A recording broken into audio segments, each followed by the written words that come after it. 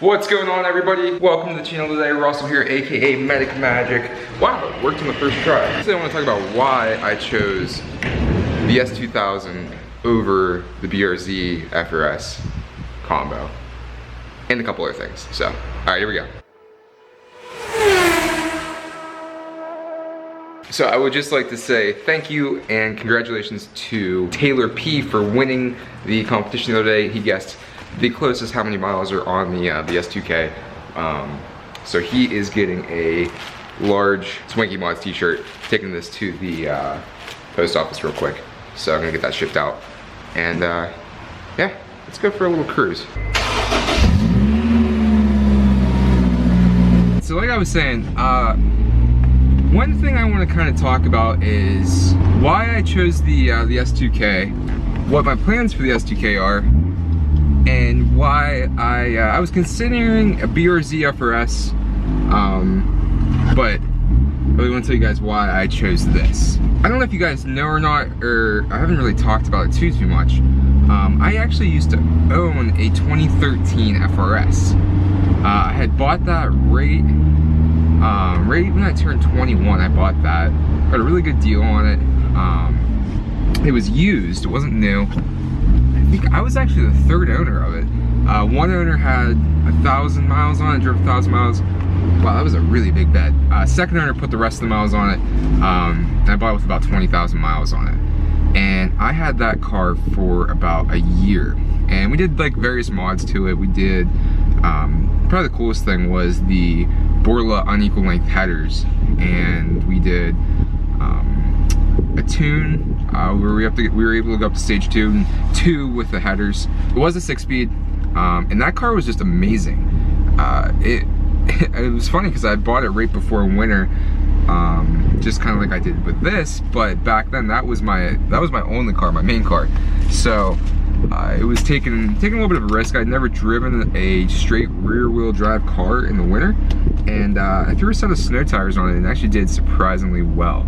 But let's stop rambling on about that. So I was really debating on getting another one and modding it out, putting a turbo on it, just doing the whole works.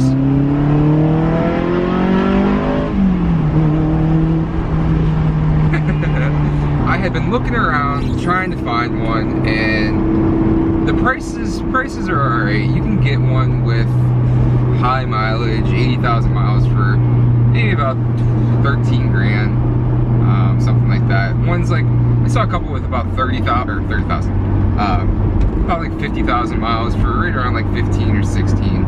And I wasn't that excited about it. I mean, honestly, I've owned one before, and I knew what they were like. Now, everyone says that they're completely underpowered and everything, which is completely true. But it's in that car, it's more fun to drive it like you stole it. And I mean, you could run through the gears and still be doing a relatively safe speed, you know. It sounded really cool with the headers and everything, and the power wasn't really there. With the stock wheels and tires, you could just kick that thing around. I mean, drift turns, whatever you want to do.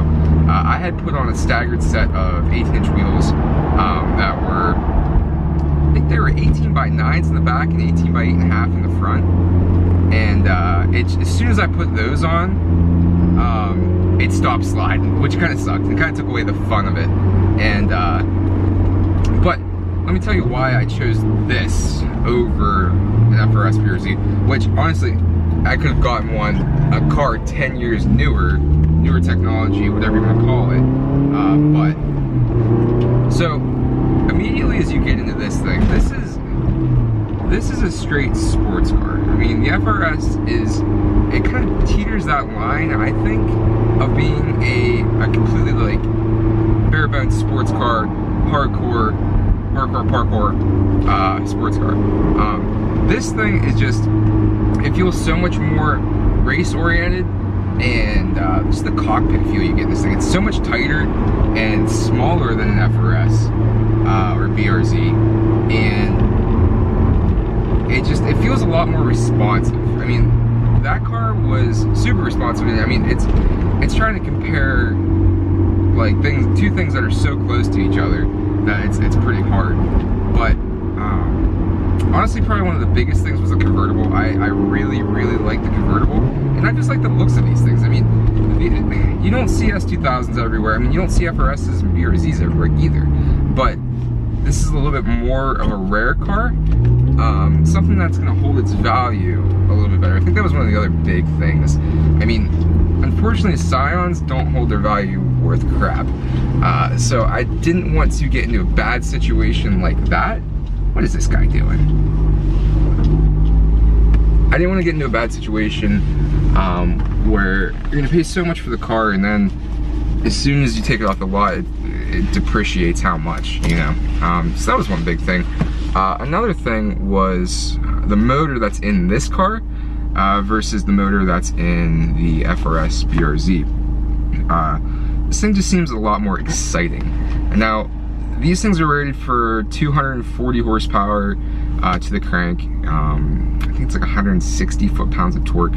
But it's crazy because all those numbers are like up around like 7, 8, 9,000 RPM. That's where it's making most of its power. So that definitely was one big thing. I mean, you get VTEC, bro. You get all those VTECs. But yeah, I don't know. There's just such a different feeling with this car that I didn't get in my FRS. And honestly, this is the first one of these I've ever driven.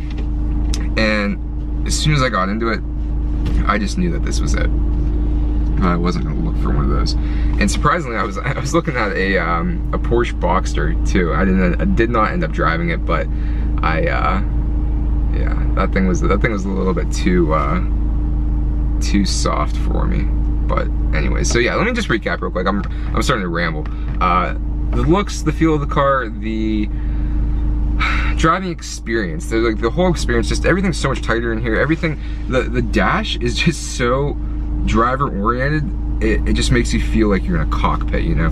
This shifter is amazing. The shifter in the FRS BRZ is amazing also.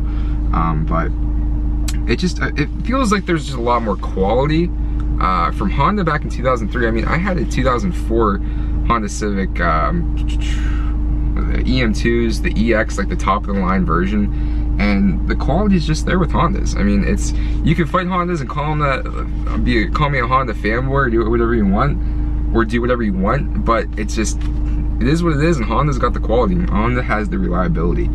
So we'll see what happens. One last thing, the plans for this car. So now, I don't know if you guys watched my last quote project car, which I don't even want to call this a project car, because it's really not a project car. It's a running, driving project, almost. The Impreza I had, that thing was very cheap. It was a cool car. I bought it for the winter, but I ended up selling it because I wanted to get something else kind of like this, and which I told you guys before.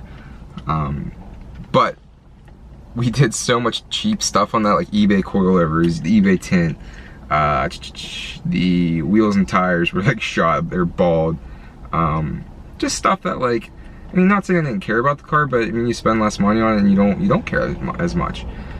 This thing is not going to be that way. This thing's not going to have any type of eBay coilovers, eBay anything on it.